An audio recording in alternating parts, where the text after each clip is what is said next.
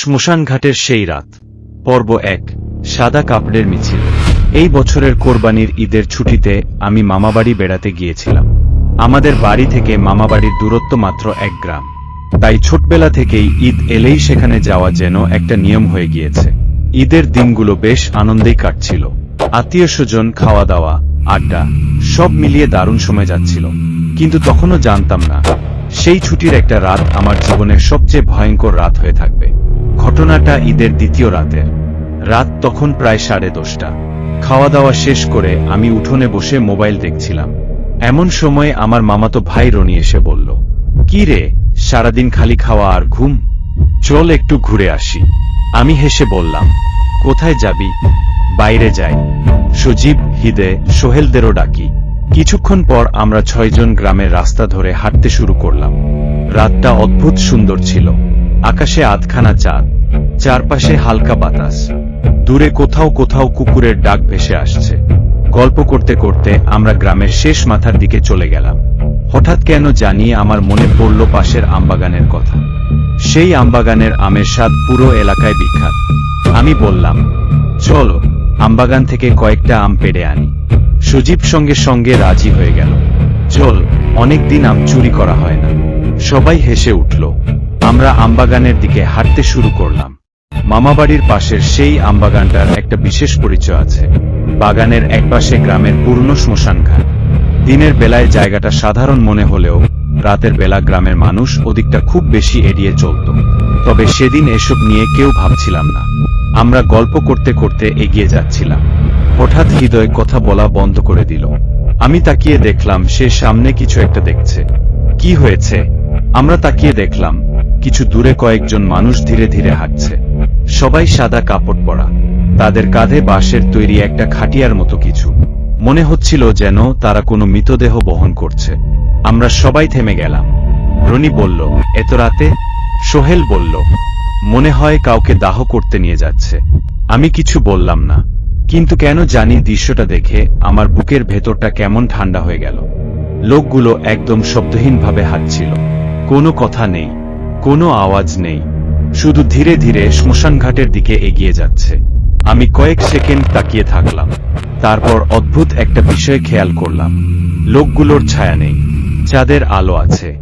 রাস্তার পাশে গাছের ছায়াও দেখা যাচ্ছে, কিন্তু ওই মানুষগুলোর ছায়া যেন কোথাও নেই। আমি চোখ কচলালাম, আবার তাকালাম। ঠিক তখনই তারা বাঁক ঘুরে অন্ধকারে মিলিয়ে গেল। রনি বলল, চল ওসব বাদ দে। আমরাও আবার হাঁটা শুরু করলাম। কিন্তু আমার ভেতরের অস্বস্তিটা আর কাটছিল না। আমরা আমবাগানের ভেতরে ঢুকে পড়লাম। ভেতরে ঢুকতেই পরিবেশটা বদলে গেল। বাইরে হালকা বাতাস থাকলেও বাগানের ভেতরে কোনো বাতাসই নেই। সবকিছু অস্বাভাবিকভাবে শান্ত। এতটাই শান্ত যে নিজের নিঃশ্বাসের শব্দ শোনা যাচ্ছিল। কিছু দূর এগিয়ে হঠাৎ রনি থেমে গেল। তারপর ধপ করে পিছিয়ে এলো। আরে, কি হয়েছে? রনি মাটির দিকে তাকিয়ে বলল, আমি কারো গায়ে পা দিয়েছি। আমরা হেসে ফেললাম। কোথায়? হা হা হা। সে মোবাইলের ফ্ল্যাশ জ্বালাল। আমরাও আলো ফেললাম, কিন্তু সেখানে কিছুই নেই, শুধু শুকনো পাতা। রনি ফ্যাকাশে মুখে বলল, না, আমি নিশ্চিত, মনে হলো কেউ শুয়েছিল। সোহেল বলল, তোর মাথায় ভূত ঢুকছে।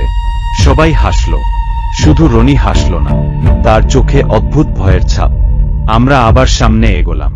হঠাৎ আমার নাকে একটা গন্ধ এলো।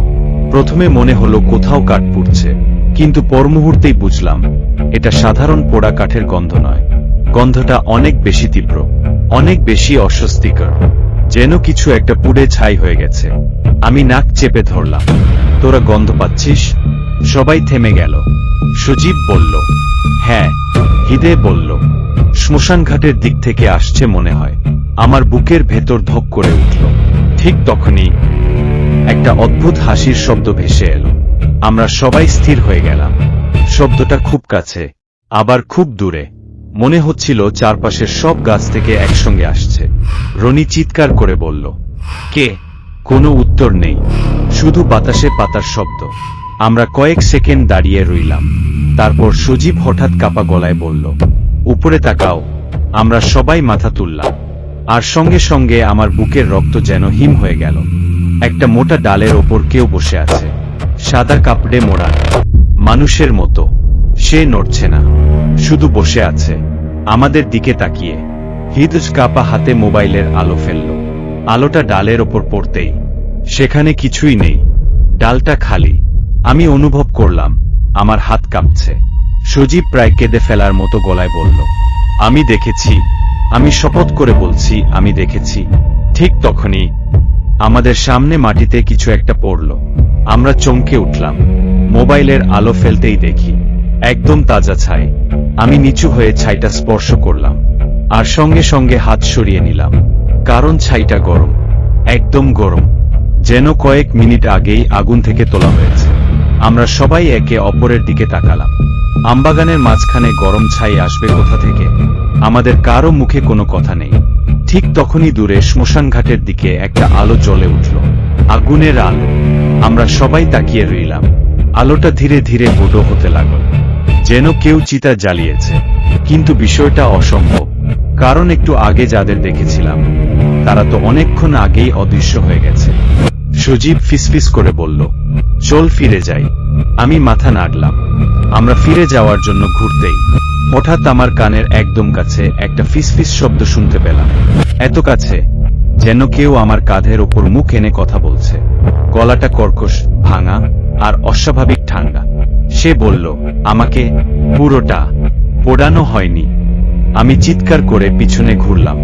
কেউ নেই, একদম কেউ নেই। কিন্তু আমার ঘাড়ের পেছনে তখনও বরফশীতল নিঃশ্বাসের অনুভূতি রয়ে গেছে। আর ঠিক সেই মুহূর্তে শ্মশানঘাটের আগুনটা হঠাৎ কয়েক গুণ উঁচু হয়ে জ্বলে উঠল। আগুনের আলোয় আমরা দূরে একটা সাদা অবাবকে দাঁড়িয়ে থাকতে দেখলাম। সে স্থির হয়ে আমাদের দিকেই তাকিয়েছিল। তারপর ধীরে ধীরে সে তার ডান হাতটা তুলল এবং আমাদের দিকে ইশারা করল। ঠিক তখনই রনি কাঁপতে কাঁপতে বলল, ওটা মানুষ না। আমি তাকিয়ে দেখলাম, আর পরের মুহূর্তেই আমার বুকের ভেতরটা যেন থেমে গেল।